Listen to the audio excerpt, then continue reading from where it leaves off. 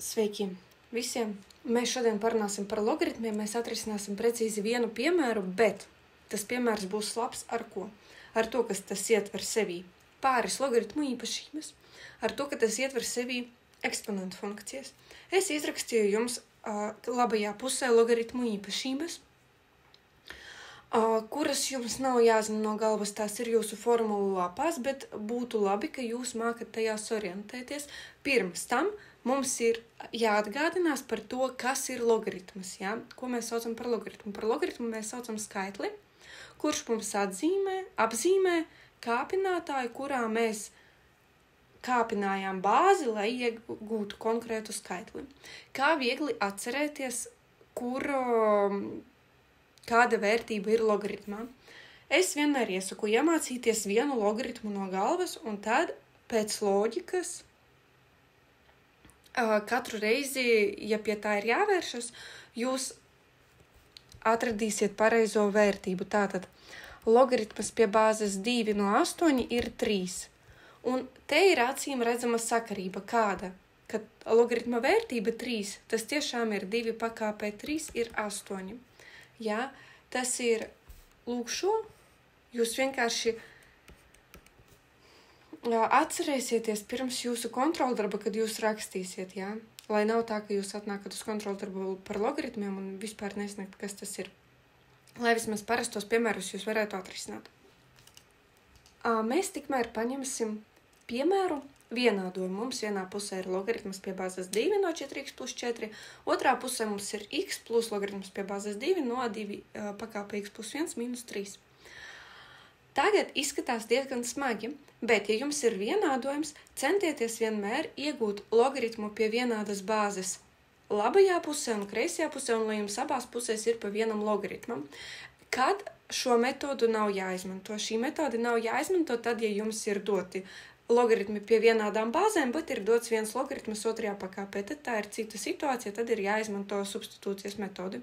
Ja jums nav otrajā pakāpē logaritmas, bet ir, rupi sakot, pa vienam katrā pusē, tad centieties iegūt, lai jums ir abās pusēs tikai viens logaritmas, jo tad, ja jums būs vienā pusē logaritmas pie bāzes 2 un otrā pusē logaritmas pie bāzes 2, jūs salīdzināsiet iekšienes un atrisināsiet vienādojumu tā. Mūsu gadījumā situācija nav tik viennozīmīga, jo labajā pusē mums ir x plus logaritmas pie bāzes 2. Ko mēs varam darīt? Mēs varam izveidot no tā logaritmu pie bāzes 2. Kādā veidā? No sākuma x-u pārakstīsim kā logaritmu pie bāzes 2. Un kā to darīt? Diezgan vienkārši. Jebkuru skaitli jūs varat uzrakstīt sekojoši. Jūs rakstiet logaritmu pie bāzi, kuru jūs vēlaties, šajā gadījumā 2, rakstat šo pašu divnieku un pakāpē x. Kāpēc tas būs x? Tāpēc, ka mēs varam paskatīties sarkano formulu, tas ir 3. no augšas. Ja mēs iznesīsim mūsu kāpinātāju x-u priekšā, tad tas būs x reiz logaritms pie bāzes 2 no 2, un logaritms pie bāzes 2 no 2 tas ir 1. Ja, tad būs tas pats x. Tad plus logaritmas pie bāzes 2 no 2 x plus 1 minus 3, un šajā pusē pārakstam. Jūs jau zinat, kāda formula ir jāizmanto tagad labajai pusē. Tas, protams, ir formula pirmā, ja kā logaritmu summa mums tiek pārveidots par logaritmu reizinājumu. Tātad 2x reiz 2x plus 1 minus 3, un šajā pusē tas pats. Mēs esam saņēmuši to, ko gribējām. Mums abās pusēs ir logaritmas 1, abās pusēs ir vienāda bāze, līdz ar to arī tas, kas atrodas iekšā, ir vienāds. Ja? Tad 4 pakāpē x plus 4 ir vienāds ar 2x reiz 2x plus 1 minus 3. Varam atvērt iekavas. 4 pakāpē x plus 4 ir 2 pakāpē 2x plus 1 minus 3, 2 pakāpē 2x plus 1, tas ir 2 reiz 2, 2 pakāpē 2x reiz 2, 2 uzrakstīsim kā koeficientu, un 4 savukārt varam rakstīt kā 2 pakāpē 2x, pareizi. Plus 4.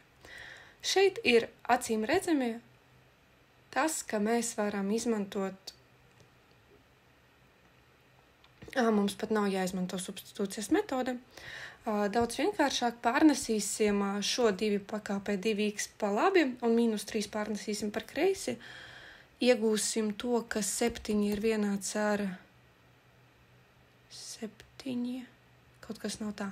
Tāpēc, ka ir -3 reiz 2 pakāpē x, un šeit ir reiz 2 pakāpē x, tad gan mums ir jāizmanto substitūcija. Mums ir jāizmanto substitūciju, aizvietosim ar y 2 pakāpē x.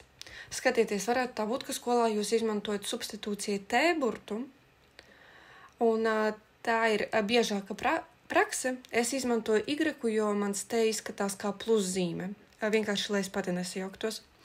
Parasti, ja jūs esat pieraduši izmantot t burtu, izmantojiet t. Tad 2 pakāpē 2x ir y otrajā. Kāpēc? Tāpēc, ka 2 pakāpē 2x tas ir 2 pakāpē x pakāpē 2. Un, ja 2 pakāpē x ir y, tad tas otrā pakāpē arī paliek. Y otrajā plus 4 ir 2 reiz y otrajā -3 reiz y. Ok? Pārnesam visu uz vienu pusi. Tas ir mūsu parastais kvadrātu vienādojums. Tā, te būs y otrajā -3y -4 ir vienāds ar 0. Atrodam saknes. Sakņu reizinājums ir -4. Tas ir pēc Vieta teoremas. Sakņu summa ir 3. Acīm redzami, ka pirmā sakne ir 4, otrā sakne ir -1. Atgriežamies pie mūsu substitūcijas. Tad y bija 2 pakāpē x, līdz ar to 2 pakāpē x ir 4. Tad pirmā sakne mums ir 2, un otrs gadījums 2 pakāpē x ir -1, un no šī mēs iegūstam, ka sakņu nav. Kāpēc? Jo nevienā pakāpē nevar kāpināt divnieku un jebkuru skaitli, lai iegūtu negatīvu vērtību. Ja? Mums der tikai pirmā sakne, x ir 2. Tāds piemērs tik grūti nebija.